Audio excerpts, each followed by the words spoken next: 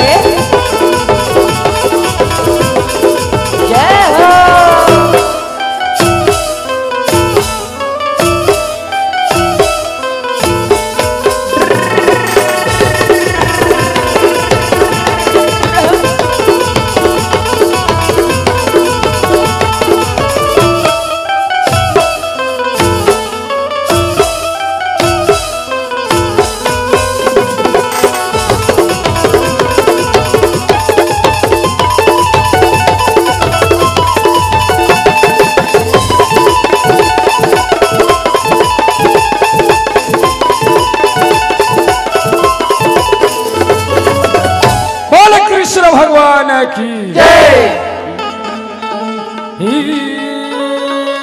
श्री गुरु चरण सरोज रजे निज मले मुकुर सुधा बरी नहु रघुवल विमल जसो जोदायकी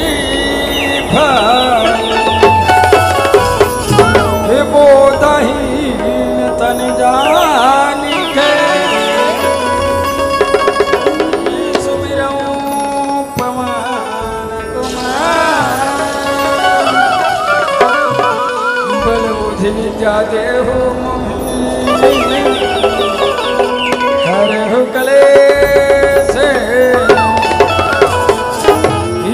वक्रतुंड महाकाय सूर्यकोटि समप्रभा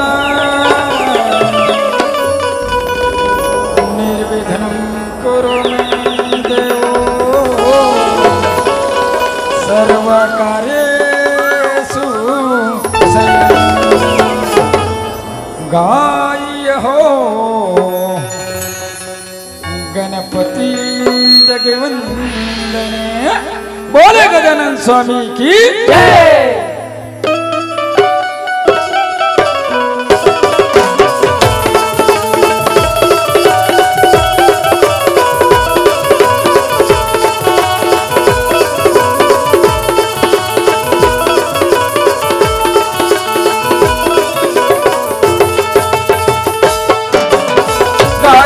गणपति जगवंदन गाय हो गणपति जगवंदन गाय हो गणपति जगवंदन गाय हो गणपति जगवंदन गाय हो गणपति जगवंदन गाय हो गणपति जगवंदन गाय हो गणपति जगवंदन गाय हो गणपति जगवंदन गणपति जगवंदन महाजगवंदन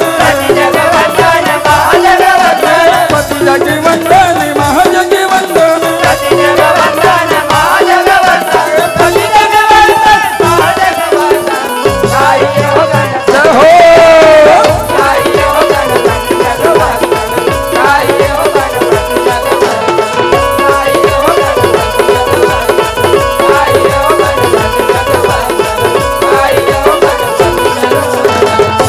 सिर पे सवार हो गए या जावे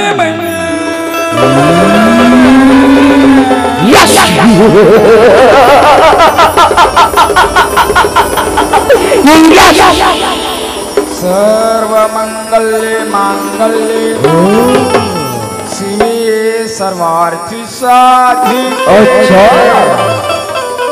शरण्ये त्र्यंबके गौरी नारायणे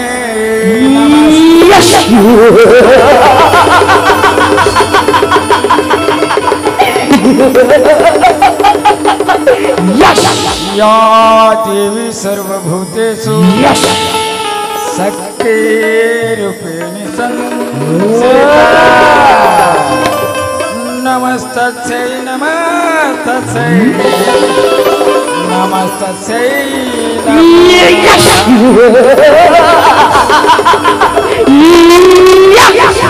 और सिर पे सवार हो गए या जावे मैया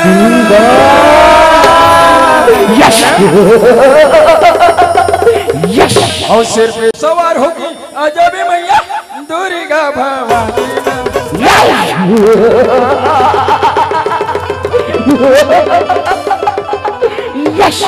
मिनती हवे हमारी दाई मैं सासुर वर जानी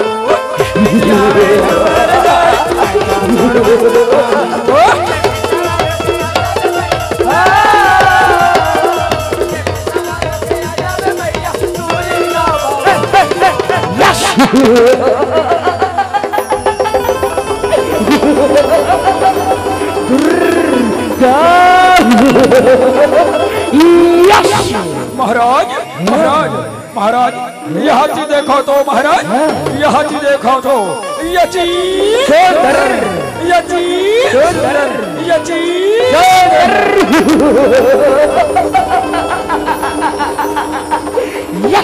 ओ शुद्रो तुझे इस रण भोया तुझे तो मेरी राजमहल में होना चाहिए, होना चाहिए, होना चाहिए।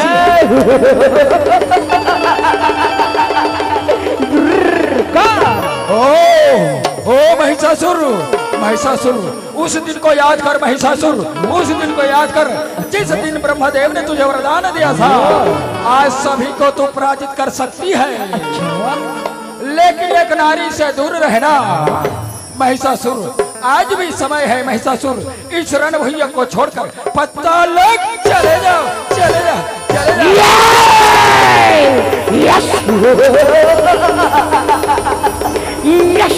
ओ सुंदरे, मैं महिषासुर तीनों लोगों को विजेता आज मुझे चुनौती देती है।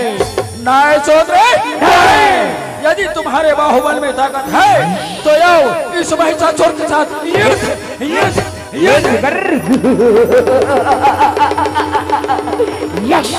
विनती हवे हमारी दाई महिषासुर वरदान हमारी दाई। यस यस यस यस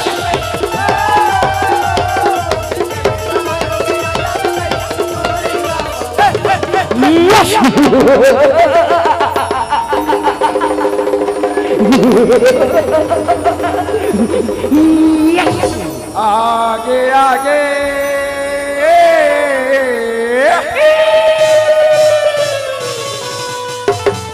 बैरे भागे,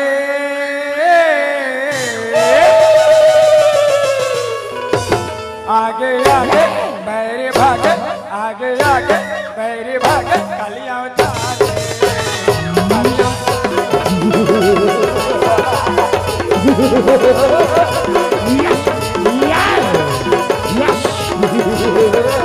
यह रणभूमिया में आगे दानो भारी उधम मचाए, भारी उधम मचाए दानो, भारी उधम मचाए।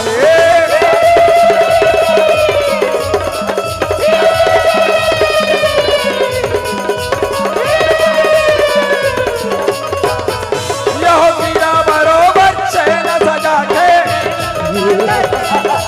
ये गिरा बरोबर चैन सजा के, ये रणभूमिया माया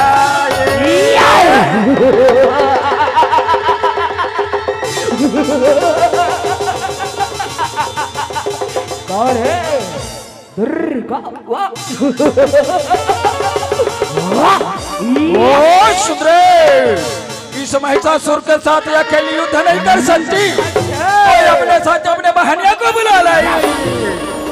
लेकिन मेरा नाम महिषासुर, तीनों लोगों की विजेता हूँ, विजेता। मैं तुमसे डरकर भागने वाला नहीं हूँ।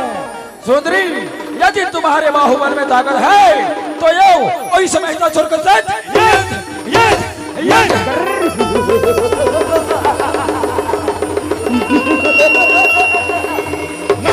आगे आगे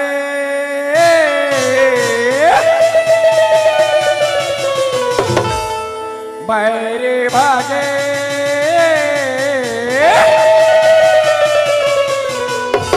आगे आगे बैरे भागे, आगे आगे बैरे भागे। कलियों तारे, कलियों तारे।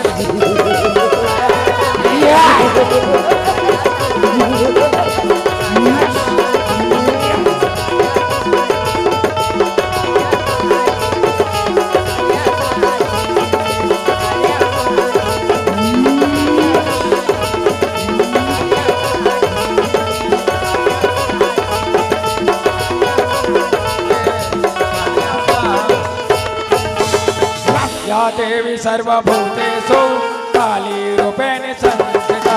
नमस्तस्यै नमस्तस्यै नमस्तस्यै नमो नमः।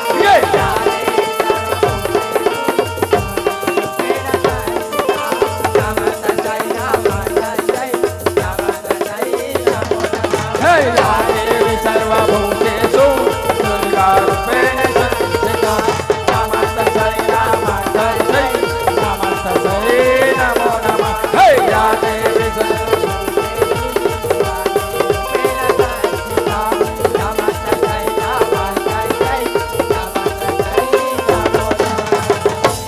कैसे मना होदाई कैसे मना दुर्गा काली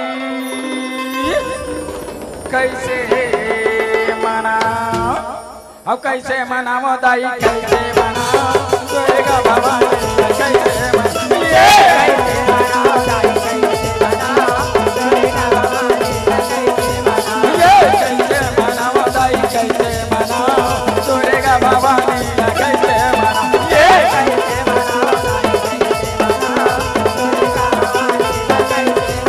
ये कैसे मना होदाई कैसे मना ये कैसे मना होदाई कैसे मना कैसे मना कैसे मना हो भैया कैसे मना कैसे मना हो भैया कैसे मना ये कैसे मना होदाई कैसे मना दुर्गा भवानी कैसे मना ये कैसे मना होदाई कैसे मना